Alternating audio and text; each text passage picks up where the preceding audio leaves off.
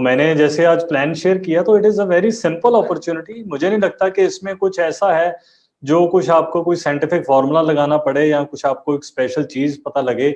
और अगर आप बिजनेस को नया देख रहे हो, चाहे ऑलरेडी इस बिजनेस में हो, चाहे आप इस बिजनेस में 4 साल से हो, 10 साल से हो, अब तो सबकी वैसे स्टार्ट हुई है जैसे 1998 में स्टार्ट हुआ था। तो even April and May was like हमारा ऐसा मंथ है जैसे हम भी फिगर आउट कर रहे थे बीइंग यंग एंटरप्रेन्योर्स के अब what will be the way forward, आगे कैसे इस बिजनेस को लीड करेंगे, हमारा जो नेक्स्ट कस्टमर है वो हमारे साथ कैसे कनेक्ट करेगा, तो कैसे हम लोगों को बता पाएंगे। बिकॉज अभी तो होम मीटिंग ही नहीं कोई होती है, अब तो हम किसी के घर जाकर आप अफोर्ड ही नहीं कर सकते हैं ऐसे ऐसे करने का भी अभी अफोर्ड नहीं कर सकते हैं। वो अगर आपने थोड़ा सा भी ऐसे कर दिया तो वो तो समझो कि एमवे तो खत्म ही होगी वहां पे, वो तो आपको बुलाएगा ही नहीं, है ना। So anything can happen. तो आज बहुत ध्यान से हमें इस बिजनेस को आगे लेके जाना पड़ेगा। और सबसे बड़ी बात है कि डिजिटल ऑनलाइन के साथ हम कस्टमर के साथ कैसे कनेक्ट करें। इट्स नॉट कि ये सिर्फ लोगों को लाने का बिजनेस नहीं है, सिर्फ लोगों को अपॉर्चुनिटी दिखाने का बिजनेस नहीं है।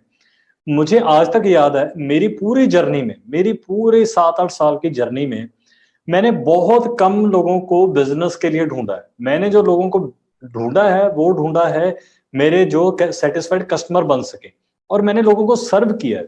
और आज भी मेरी एक ही फिगर आउट करता हूं मैं, अगर आपने कोई विड्थ डेवलप करनी है, चाहे बिजनेस में नए हैं, अगर गुरंस ने अपनी विड्थ में डेवलप करना है और चाहे आज न्यू पर्सन ने डेवलप करना है, दोनों की दौड़ सेम है।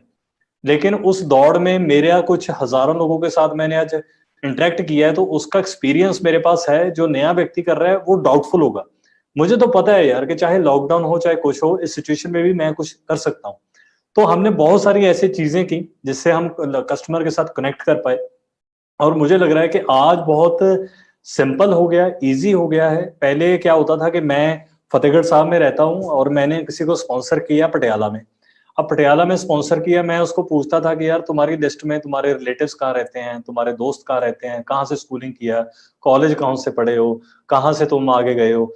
तो वो बताता था। तो वहां से मुझे लगा कि यार कि अब मुझे मैसेज भी आ रहे हैं कि बीच में पंजाबी के तो डिफरेंट हिंदी पंजाबी मिक्स कर लेने हैं, कोई अजीब गलबात नहीं है। पर वो मैसेज आते थे यार कि अब क्या है कि अब लोग पटियाला में मैंने स्पॉन्सर किया, अब उसका कोई रिश्तेदार रहता है रोपड़ में, और वो कह रहा है कि यार मैंने अपने मामा जी को बताना है, चल रोपड़ चलते हैं। तो मैं उसको पटियाला उठाने जाता था, फिर हम रोपड़ जाते थे, फिर उनके पास बैठते थे, फिर वो अपनी सुनाते थे, फिर हम 5-7 मिनट आधा पौना घंटा सुन के फिर हम अपनी सुनाते थे। और वो शायद उसके बाद में यस बोलता था, नो बोलता था, मैं वापस आ जाता था। तो तेल तो लगा ही लगा, कॉस्ट भी लगी, और पता नहीं कुछ हुआ कि ना हुआ, वो बाद में बात होती थी। अब देखो कितना सिंपल हो गया। हुण की हो रहा है कि मैं उसको पटियाले में मैंने उसको स्पॉन्सर किया, उसने बताया कि यार मेरे मामा जी रहते हैं रोपड़ में। तो मैंने बोला यार तू अपने मामा जी को ना फोन लगा, फोन पे ना ये बात करनी है कि मामा जी ऐसे ऐसे करके, मैंने एक ना मेरा दोस्त है वो बिजनेस कर रहा है इतने सालों से, उसने मुझे बताया, और मुझे पता नहीं है कि सही है कि नहीं है, बट मुझे उसकी बातें बड़ी अच्छी लगी। मैं चाहता हूँ कि हम ना उसको कॉन्फ्रेंस कॉल में लेते हैं अभी फोन में। तो अगर मुझे बताओ कि वो कैसे है, कि अगर तो बात ठीक है तो मैं आगे शुरू करूं, नहीं तो फिर मैं देखूं, बट आप मुझे बताओ। तो वो कहते ठीक है।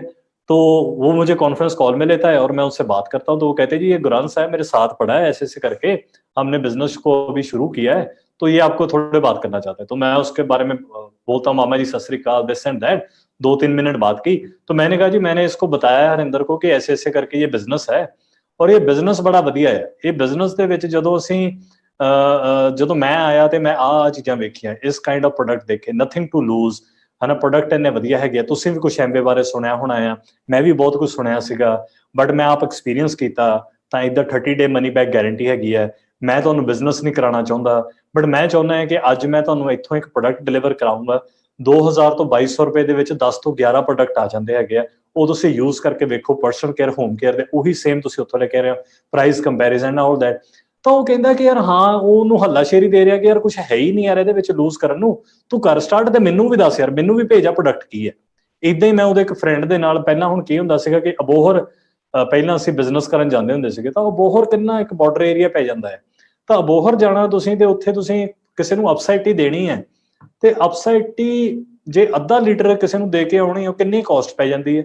ਤਾਂ ਜੇ ਤੁਸੀਂ ਆਨਲਾਈਨ ਭੇਜੋਗੇ ਡਿਲੀਵਰੀ ਚਾਰजेस ਕਿੰਨੇ ਪੈ ਜਾਣੇ, ਤੇ ਜੇ ਡਿਲੀਵਰੀ ਚਾਰजेस ਪੈ ਜਾਣੇ ਆ ਤੇ ਉਹ ਅਗਲੇ ਬੰਦੇ ਨੂੰ ਪੇ ਕਰਨੇ ਪਏ, ਉਹਨੇ ਅਗਲੀ ਵਾਰੀ ਤੁਹਾਡੇ ਤੋਂ ਮੰਗਾਉਣੀ ਨਹੀਂ। ਤੇ ਜੇ ਤੁਸੀਂ ਦੇਣ ਜਾਓਗੇ, ਕਿੰਨੀ ਵਾਰੀ ਦੇਣ ਚਲੇ ਜਾਓਗੇ ਤੁਸੀਂ? ਤਾਂ ਪ੍ਰੋਬਲਮਸ ਬੜੀਆਂ ਸੀਗੀਆਂ। ਹੁਣ ਦੇਖੋ, ਅਬੋਹਰ ਬੰਦਾ ਬੈਠਾ, ਪੀਸੀ ਰਜਿਸਟਰ ਕੀਤਾ, ਅੱਧਾ ਲੀਟਰ ਅਫਸਾ ਪਹੁੰਚੀ, ਉਹਦੀ ਕੋਈ ਡਿਲੀਵਰੀ ਚਾਰजेस ਨਹੀਂ, ਕੋਈ ਕੁਛ ਨਹੀਂ। ਮੈਂ ਤੁਹਾਨੂੰ ਦੱਸਾਂ, ਮੇਰਾ ਇੱਕ ਕਸਟਮਰ ਆ ਅਬੋਹਰ ਦੇ ਵਿੱਚ, ਪਹਿਲਾਂ ਵੀ ਉਹ ਸਮਾਨ ਮੰਗਾਉਂਦਾ ਸੀਗਾ, ਬਟ ਇਕੱਠਾ ਮੰਗਾਉਂਦਾ ਸੀਗਾ। ਹੁਣ ਕੀ ਹੈ ਕਿ ਉਹ ਪੀਸੀ ਤੇ ਆਰਡਰ ਪਾਉਂਦਾ, ਬੈਠੇ ਬੈਠੇ ਉਹਨੇ ਕੱਲ ਜੇ ਸੈਲਮਨ ਓਮੇਗਾ ਆਰਡਰ ਕੀਤੀ ਸੀ, ਮੈਨੂੰ ਗੱਲ ਕਹਿ ਰਿਹਾ ਯਾਰ ਕਿ ਕੋਲੈਸਟਰੋਲ ਵਾਸਤੇ ਸੈਲਮਨ ਓਮੇਗਾ ਠੀਕ ਰਹੂਗੀ। ਮੈਂ ਕਿਹਾ ਨਹੀਂ ਭਾਜੀ, ਤੁਸੀਂ CH ਬੈਲੈਂਸ ਵੀ ਐਡ ਕਰ ਸਕਦੇ ਹੋ। ਚਲੋ ਮੈਂ ਦੇਖਦਾ, ਬੈਠੇ ਬੈਠੇ CH ਬੈਲੈਂਸ ਵੀ ਆਰਡਰ ਕਰਦੀ। ਫਿਰ 2 ਦਿਨ ਬਾਅਦ ਉਹਨੇ ਗਲਿਸਟਰ ਤੇ ਸੋਪ ਤੇ ਉਹ ਵੀ ਆਰਡਰ ਕਰਤੇ। ਮਤਲਬ ਨਾ ਲੋਕੀ ਐ ਆਰਡਰ ਕਰ ਰਹੇ ਜਿਵੇਂ ਕਿ ਮਤਲਬ ਕਿ ਕੋਈ ਖਿਡੌਣਾ ਹੀ ਹੈ ਚੀਜ਼ਾਂ, ਹਨਾ। ਪਹਿਲਾਂ ਐਮਵੇ ਦੇ ਪ੍ਰੋਡਕਟ ਮੰਗਾਉਣਾ ਮਤਲਬ ਪ੍ਰੋਜੈਕਟ ਹੁੰਦਾ ਹੈ, ਇਟਸ ਅ ਪ੍ਰੋਜੈਕਟ, ਕਿ ਤੁਸੀਂ ਪਹਿਲਾਂ 5-10 ਹਜ਼ਾਰ ਦਾ ਆਰਡਰ ਇਕੱਠਾ ਕਰਾਓ, ਫਿਰ ਉਹਨੂੰ ਐਮਵੇ ਆਫਿਸ ਲੈ ਕੇ ਜਾਓ, ਕਿਟ ਓਪਨਿੰਗ, ਦਿਸ ਦੈਟ ਫਲਾਣਾ। ਨੋ ਨਥਿੰਗ ਵਰੀ ਯਾਰ, ਤੁਹਾਡਾ ਫਰੈਂਡ ਹੈ, ਉਹ ਅਜੇ ਸਟੂਡੈਂਟ ਹੈ, ਉਹਨੂੰ ਕਹੇ ਯਾਰ ਕਿ ਤੂੰ ਫੇਸ ਵਾਸ਼ ਕਿਹੜਾ ਯੂਜ਼ ਕਰਦਾ, ਤੂੰ ਆਪਣੀ ਸਕਿਨ ਵਾਸਤੇ। ਉਹ ਕਹਿ ਰਿਹਾ ਯਾਰ ਮੈਂ ਤੂੰ ਐਂ ਕਰ, ਸਨਸਕ੍ਰੀਨ ਤੇ ਫੇਸ ਵਾਸ਼ ਯੂਜ਼ ਕਰ, ਫ੍ਰੀ ਆਫ ਕਾਸਟ ਡਿਲੀਵਰੀ ਪਹੁੰਚੂਗੀ ਤੇਰੇ ਨੂੰ। ਉਹ ਕਹੂਗਾ ਅੱਛਾ ਹਾਂ, ਹੁਣ ਉਹਦੇ ਘਰੇ ਫ੍ਰੀ ਆਰਡਰ, ਉਹਦਾ ਕੌਨਫੀਡੈਂਸ ਬਿਲਡ ਹੋਊਗਾ। ਤੁਸੀਂ ਯਾਰ 50 ਲੋਕਾਂ ਨੂੰ, ਮੈਂ ਕਹਿੰਦਾ ਕਿ 1000-2000 ਦਾ ਜੇ ਤੁਸੀਂ ਪ੍ਰੋਡਕਟ ਮਤਲਬ ਉਹਨਾਂ ਦੇ ਘਰੇ ਡਿਲੀਵਰ ਕਰਾਤਾ, 50 ਲੋਕਾਂ 1000-2000 ਦਾ ਪ੍ਰੋਡਕਟ ਡਿਲੀਵਰ ਕਰਾਤਾ, ਕਿੰਨੀ ਟਰਨਓਵਰ ਹੋ ਗਈ? ਲੱਖਾਂ ਚ ਹੋ ਗਈ ਮਹਾਰਾਜ। ਤੇ ਕਈ ਵਾਰੀ ਕੀ ਹੁੰਦਾ, ਸਾਨੂੰ ਨਾ ਐਮਵੇ 1.0 ਉਹ ਥੋੜਾ ਜਿਹਾ ਭੁੱਲਣਾ ਪੈਣਾ ਹੈ। ਪੁਰਾਣੇ ਬੰਦਿਆਂ ਨੂੰ ਟਾਈਮ ਲੱਗਦਾ, ਪੁਰਾਣੇ ਬੰਦਿਆਂ ਨੂੰ ਨਾ ਉਹ ਮਿਟਾਉਣਾ ਬਹੁਤ ਔਖਾ ਹੈ, ਮੈਨੂੰ ਵੀ ਲੱਗਿਆ ਔਖਾ। ਤਾਂ ਜਿਹੜੀ ਐਮਵੇ 3.0 ਆ, ਉਹ ਬੜੀ ਫਾਸਟ ਹੈ, ਉਹ ਬੜੀ ਸਿੰਪਲ ਜੀ, ਉਹ ਬੜੀ ਸਿੱਧੀ ਜੀ ਗੱਲ ਆ। ਇਹਦੇ ਵਿੱਚ ਸਾਨੂੰ ਉਹ ਮਤਲਬ ਅਸੀਂ ਸ਼ੁਰੂ ਦੇ ਵਿੱਚ ਜੇ ਅਸੀਂ ਬਹੁਤਾ ਹੀ ਉਹ ਕਰਤਾ, ਮਤਲਬ ਮੇਰਾ ਪਰਸਨਲ ਐਕਸਪੀਰੀਅੰਸ ਆ, ਤੁਸੀਂ ਆਪਣੀ ਅਪਲਾਈਨ ਨਾਲ ਚੈੱਕ ਕਰਨਾ। ਅਸੀਂ ਤਾਂ ਆਪਣੇ ਮੁੰਡੇ ਛੁੰਡਿਆਂ ਦੇ ਵਿੱਚ, ਯੰਗਸਟਰਾਂ ਦੇ ਵਿੱਚ ਇਦਾਂ ਬਿਜ਼ਨਸ ਕਰ ਰਹੇ ਹਾਂ, ਐਂਡ ਜਿੱਥੇ ਸਾਡੇ ਤੋਂ ਜਾ ਹੋ ਰਿਹਾ ਫਿਜ਼ੀਕਲੀ ਅਸੀਂ ਜਾ ਰਹੇ ਹਾਂ, ਬਟ ਆਨਲਾਈਨ ਸਾਡੇ ਲੋਕੀ ਬੈਠੇ, ਅੱਜ ਤੁਸੀਂ ਲਗਾ ਲਓ ਕਿ ਹਰਿਆਣਾ ਦੇ ਵਿੱਚ ਵੀ, ਰਾਜਸਥਾਨ ਦੇ ਵਿੱਚ ਵੀ, ਈਵਨ ਗੁਜਰਾਤ ਦੇ ਵਿੱਚ ਵੀ ਬਹੁਤ ਸਾਰੇ ਲੋਕਾਂ ਨੂੰ ਅਸੀਂ ਉੱਥੇ ਕੰਟੈਕਟ ਕੀਤਾ, 1-on-1 ਕੀਤਾ, ਫੋਨ ਦੇ ਥਰੂ ਕੀਤਾ। ਲੋਕੀ ਜ਼ੂਮ ਤੋਂ ਡਰਦੇ ਆ, ਉਹਨਾਂ ਨੂੰ ਐਂ ਲੱਗਦਾ ਕਿਤੇ ਹੈਕਿੰਗ ਨਾ ਹੋ ਜਾਏ ਜ਼ੂਮ ਤੋਂ। ਮੇਰੀ ਕੀ ਲੈ ਜਾਣਾ ਯਾਰ, ਤੇਰੀ ਈਮੇਲ ਆਈਡੀ ਜੇ ਤੂੰ ਰਜਿਸਟਰ ਕਰਨਾ, ਕੀ ਲੈ ਕੇ ਜਾਊਗਾ? ਜਿਵੇਂ ਪਹਿਲਾਂ ਹੀ ਕਹਿੰਦੇ ਸੀ ਨਾ ਕਿ ਐਮਵੇ ਦੇ ਵਿੱਚ ਆਧਾਰ ਕਾਰਡ ਲੱਗਦਾ ਆ, ਕਿ ਆਧਾਰ ਕਾਰਡ ਲੈਣ ਆਈ ਆ ਕੰਪਨੀ, ਕਦੇ ਭਾਜੂਗੀ ਕੰਪਨੀ, ਹਨਾ। ਹੁਣ ਅਸੀਂ ਕਹਿੰਦੇ ਯਾਰ ਜ਼ੂਮ ਲੈ ਕੇ ਜਾਊ ਯਾਰ ਤੇਰਾ, ਮਤਲਬ ਫਿਰ ਅਸੀਂ ਪੈਸੇ ਦੇਣ ਦੇ ਆ, ਮਤਲਬ ਜ਼ੂਮ ਸਾਨੂੰ ਹੈਕ ਨਹੀਂ ਕਰੂਗਾ ਜੇ ਤੈਨੂੰ ਕਰ ਲੂਗਾ। ਤੇ ਸਾਡੇ ਅਕਾਊਂਟਾਂ ਦੇ ਵਿੱਚ ਤਾਂ ਇੰਨਾ ਪੈਸਾ ਡਿੱਗ ਰਿਹਾ, ਸਾਨੂੰ ਸਮਝ ਨਹੀਂ ਆ ਰਹੀ ਕਿ ਹੁਣ ਖਰਚੀਏ ਕਿੱਥੇ। ਪਹਿਲਾਂ ਕੀ ਹੁੰਦੇ, ਤੋਰਾ ਫੇਰਾ ਇੰਨਾ ਹੁੰਦਾ ਸੀ, ਹਨਾ। ਗੱਡੀ ਦਾ ਤੇਲ ਹੀ ਇੰਨਾ ਲਾ ਜਾਂਦਾ ਸੀਗਾ ਕਿ ਉਹ ਲੱਖਾਂ ਰੁਪਇਆ ਉੱਧਰ ਚਲੇ ਜਾਂਦਾ ਸੀ ਮਹੀਨੇ ਦਾ। ਹੁਣ ਉਹ ਬੈਂਕਾਂ ਦੇ ਵਿੱਚ ਪਿਆ। ਪਹਿਲਾਂ ਮੇਰੀ ਗੱਡੀ 4-5 ਹਜ਼ਾਰ ਕਿਲੋਮੀਟਰ ਚੱਲ ਜਾਂਦੀ ਹੁੰਦੀ ਸੀ ਮਹੀਨੇ ਦੀ, ਤੇ ਉਹ ਐਵਰੇਜ ਵੀ ਸੁੱਖ ਨਾਲ ਠੀਕ ਹੀ ਹੈ ਵਿਚਾਰੀ ਦੀ, ਤੇ ਉਹ ਪੈਸਾ ਸਾਰਾ ਐਂ ਚੱਲ ਜਾਂਦਾ। ਸਾਨੂੰ ਵੀ ਨਾ ਐਂ ਲੱਗਦਾ ਹੁੰਦਾ ਸੀਗਾ ਕਿ ਇਹ ਤਾਂ ਇੱਕ ਐਮਰਲਡ ਫਾਊਂਡਰ, ਐਮਰਲਡ ਦੀ ਨਾ ਡਿਊਟੀ ਆ, ਇੰਨਾ ਤੇਲ ਫੂਕਣਾ, ਇੰਨਾ ਅਸੀਂ ਪੈਸਾ ਫੂਕਣਾ, ਉੱਧਰ ਜਾ ਕੇ ਫੂਕਣਾ, ਐਂ ਕਰਨਾ। ਹੁਣ ਕਰੋਨਾ ਦੇ ਵਿੱਚ ਇੱਕ ਦਿਮਾਗ ਸੈੱਟ ਹੋ ਗਿਆ ਕਿ ਯਾਰ ਕੋਈ ਗੱਲ ਨਹੀਂ, ਤੇਲ ਫੂਕਣ ਦੀ ਲੋੜ ਨਹੀਂ ਹੈ, ਘਰੇ ਬਹਿ ਕੇ ਵੀ ਹੋ ਸਕਦਾ। ਹੁਣ ਉਹ ਪੈਸਾ ਸਾਰਾ ਸੇਵ ਹੋ ਰਿਹਾ। ਹੁਣ ਉਹ ਸਮਝ ਨਹੀਂ ਆ ਰਹੀ ਕਿ ਹੁਣ ਕੀ ਕਰੀਏ, ਉਹਦਾ ਕਿੱਥੇ ਲਾਈਏ, ਕਿਉਂਕਿ ਸਾਨੂੰ ਨੰਗ ਰਹਿਣ ਦੀ ਆਦਤ ਹੈ, ਖਰਚਣ ਦੀ ਆਦਤ ਹੈ, ਠੀਕ ਹੈ। ਤਾਂ ਉਹ ਚੀਜ਼ਾਂ ਜਿਹੜੀਆਂ ਨੇ ਬੜੀਆਂ ਚੇਂਜ ਹੋ ਰਹੀਆਂ। ਤੇ ਮੈਂ ਤੁਹਾਨੂੰ ਇੱਕੋ ਹੀ ਰਿਕੁਐਸਟ ਕਰਦਾ ਹਾਂ ਕਿ ਅੱਜ ਦੇ ਟਾਈਮ ਦੇ ਵਿੱਚ ਤੁਸੀਂ ਕੌਨਫੀਡੈਂਸ ਹਾਈ ਰੱਖੋ, keep on trying, there is nothing ਕਿ ਵਿਚ ਇਜ਼ ਵਰਕਿੰਗ ਓਨਲੀ ਆਹੀ ਚੀਜ਼ਾਂ ਵਰਕ ਕਰ ਰਹੀਆਂ, ਬਟ ਸਟੈਪ ਬਾਏ ਸਟੈਪ ਜਿਹੜੀਆਂ ਚੀਜ਼ਾਂ ਵਰਕ ਕਰ ਰਹੀਆਂ ਉਹਨੂੰ ਨਾਲ ਰੱਖੋ, ਜਿਹੜੀ ਨਹੀਂ ਵਰਕ ਕਰ ਰਹੀ ਕੋਈ ਗੱਲ ਨਹੀਂ ਹੈ, ਨਵਾਂ ਟਰਾਈ ਕਰੋ, ਨਵਾਂ ਟਰਾਈ ਕਰੋ, ਵੀਕ ਬਾਏ ਵੀਕ ਟਰਾਈ ਕਰੋ। ਜ਼ਮਾਨਾ ਐ ਚੇਂਜ ਹੋ ਰਿਹਾ, ਦੁਨੀਆ ਦਾ ਦੇਖੋ ਆਪਣੇ ਆਲੇ ਦੁਆਲੇ ਕਿੰਨੀ ਚੇਂਜ ਹੋ ਰਹੀ ਹੈ, ਤੇ ਦੁਨੀਆ ਦਾ ਹੋਣਾ ਕੀ ਹੈ 2023, 25, 28 ਤੱਕ, ਉਹ ਤੁਸੀਂ ਸੋਚ ਨਹੀਂ ਸਕਦੇ। ਐਂਡ ਮੈਂ ਕਹਿੰਦਾ ਕਿ ਅੱਜ ਇੱਕ ਹੋਰ ਚੀਜ਼ ਹੈ ਜਿਹੜੀ ਤੁਹਾਨੂੰ ਆਪਣੇ ਤੇ ਆਪਣੇ ਨਿਆਣਿਆਂ ਦੇ ਵਿੱਚ ਮੈਨੂੰ ਲੱਗਦਾ ਹੈ ਕਿ ਘੁੱਟ ਘੁੱਟ ਕੇ ਭਰਨੀ ਚਾਹੀਦੀ ਹੈ, ਕਿ ਅੱਜ ਕੋਈ ਇਹ ਨਹੀਂ ਹੈਗਾ ਕਿ ਇੱਕ ਦੇਸ਼ ਦੇ ਵਿੱਚ ਰਹਿਣ ਦੀ ਗੱਲ ਹੈ, it's all about global citizen. ਮੈਂ ਆਪਣੀ ਡਾਊਨਲਾਈਨਸ ਨੂੰ ਟੀਚ ਕਰਦਾ ਯਾਰ, ਮੇਰੀ ਅਪਲਾਈਨ ਦਾ ਘਰ ਮੈਲਬੌਰਨ ਆਸਟ੍ਰੇਲੀਆ ਵੀ ਹੈਗਾ ਆ, ਐਂਡ $1 ਮਿਲੀਅਨ ਹਾਊਸ ਹੈ, ਇਟਸ ਗੁੱਡ, ਠੀਕ ਹੈ। ਮੈਂ ਉਹਨਾਂ ਲੋਕਾਂ ਨੂੰ ਅੱਜ ਟੀਚ ਕਰਦਾ ਕਿ ਸਾਡਾ ਇਹ ਥੋੜੀ ਹੈ ਕਿ ਪ੍ਰੋਜੈਕਟ ਕਿ ਸਾਰੀ ਉਮਰ ਆਪਾਂ ਇੱਥੇ ਹੀ ਰਹਿਣਾ ਆ ਜਾਂ ਹੋਰ ਕੁਝ ਕਰਨਾ, ਇੱਥੇ ਵੀ ਰਹਿਣਾ ਤੇ ਜੇ ਟਪੂਸੀ ਮਾਰ ਕੇ 2 ਸਾਲ ਕਿਤੇ ਹੋਰ ਰਹਿ ਪੋ, ਜਾ ਕੇ ਕਿਤੇ ਹੋਰ ਰਹਿ ਪੋ। ਹੁਣ ਆਹੀ ਮੀਟਿੰਗ ਜਿਵੇਂ ਕਸੌਲੀ ਬਹਿ ਕੇ ਕਰ ਰਿਹਾ ਹੁੰਦਾ, ਕੋਈ ਗੱਲ ਹੀ ਨਹੀਂ। ਫਿਊਚਰ ਇਹ ਹੈ ਮਹਾਰਾਜ, ਭਾਵੇਂ ਮੈਂ ਕੱਲ ਨੂੰ ਕਿਤੇ ਉਹ ਸੈਂਟੋਰਿਨੀ ਬੈਠਾ ਹੋਵਾਂ ਜਾ ਕੇ, ਤੇ ਸੈਂਟੋਰਿਨੀ ਦੇ ਵਿੱਚ ਮੈਂ ਮੀਟਿੰਗ ਕਰ ਸਕਦਾ, I can travel and do this thing. ਤਾਂ ਮੈਨੂੰ ਜਿਹੜਾ ਫਿਊਚਰ ਲੱਗ ਰਿਹਾ ਉਹ ਐਡਾ ਜ਼ਬਰਦਸਤ ਆ। ਇਟਸ ਨਾਟ ਅਬਾਊਟ ਕਿ ਤੁਸੀਂ ਇੱਕ ਕੰਟਰੀ 'ਚ ਰਹਿਣਾ ਆ, ਆਪਣੇ ਉਹ 'ਚ ਰਹਿਣਾ ਆ, ਤੁਸੀਂ ਦੁਨੀਆ ਘੁੰਮੋ, ਮਜ਼ੇ ਕਰੋ, ਐਂਡ ਸੇਮ ਟਾਈਮ ਬਿਜ਼ਨਸ ਨੂੰ ਡਿਵੈਲਪ ਕਰੋ, ਤੇ ਆਪਣੇ ਆਪ ਨੂੰ ਮੈਨੂੰ ਲੱਗਦਾ ਹੈ ਕਿ ਆਨਲਾਈਨ ਇਕੁਇਪਮੈਂਟਸ ਟੂਲਸ ਨੂੰ ਥੋੜਾ ਜਿਹਾ ਆਪਾਂ ਹੋਰ ਇਨਕਰੀਜ਼ ਕਰੀਏ। ਐਂਡ ਅਗਲੇ ਘੱਟੋ ਘੱਟ 1 ਸਾਲ ਵਾਸਤੇ ਮੈਂ ਆਪ ਤੁਹਾਨੂੰ ਦੱਸਾਂ, ਮੈਂ 4-5 ਮਹੀਨੇ ਹੋ ਗਏ ਮੈਂ ਘਰੋਂ ਬਾਹਰ ਨਹੀਂ ਨਿਕਲਿਆ।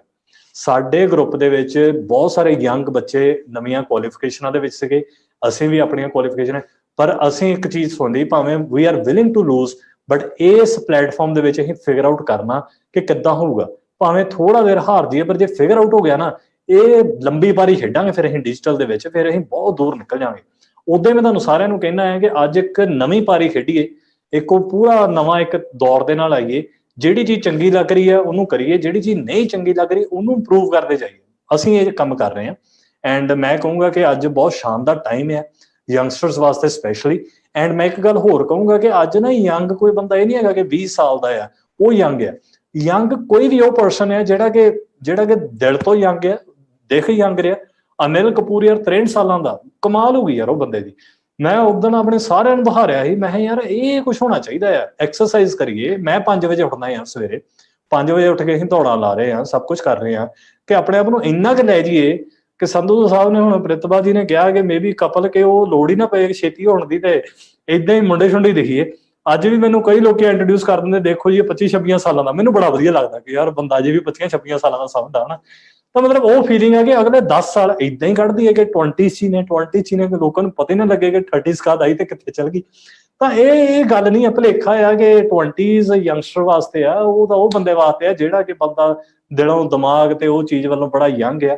ਮੈਂ ਬਹੁਤ ਸਾਰੇ ਇਹੋ ਜਿਹੇ ਮੁੰਬਈ ਦੇ ਵਿੱਚ ਸਾਡੇ ਸੁਮੀਤ ਬਹਾਦਰ ਦੀ ਐਲਓਐਸ ਦੇ ਵਿੱਚ ਬਹੁਤ ਸਾਰੇ ਇੱਕ ਇਹੋ ਜਿਹੇ ਲੋਕੀ ਹੈਗੇ ਆ ਜਿਹੜੇ ਕਿ ਬਹੁਤ ਵਧੀਆ, ਮੈਂ ਕਹੂੰਗਾ ਕਿ they are in there 40s but ਮੈਂ ਕਹੂੰਗਾ ਕਿ ਇੰਨੇ ਜ਼ਿਆਦਾ ਜੈਨਵਾਈ ਦੇ ਨਾਲ ਕਨੈਕਟਡ ਨੇ ਕਿਉਂਕਿ ਉਹਨਾਂ ਨੇ ਆਪਣਾ ਜਿਹੜਾ ਫੇਸ ਆ, ਜਿਹੜੀ ਉਹਨਾਂ ਨੇ ਆਊਟਲੁੱਕ ਦਿੱਤੀ ਆ, ਉਹਨਾਂ ਨੇ ਜਿਹੜੀ ਵੋਕੈਬਲਰੀ ਯੂਜ਼ ਕਰਦੇ ਆ, ਜਿੱਦਾਂ ਦਾ ਉਹ ਲੋਕਾਂ ਦੇ ਨਾਲ ਗੱਲ ਕਰਦੇ ਆ, ਉਹ ਬੜਾ ਯੰਗ ਆ ਉਹਨਾਂ ਦਾ।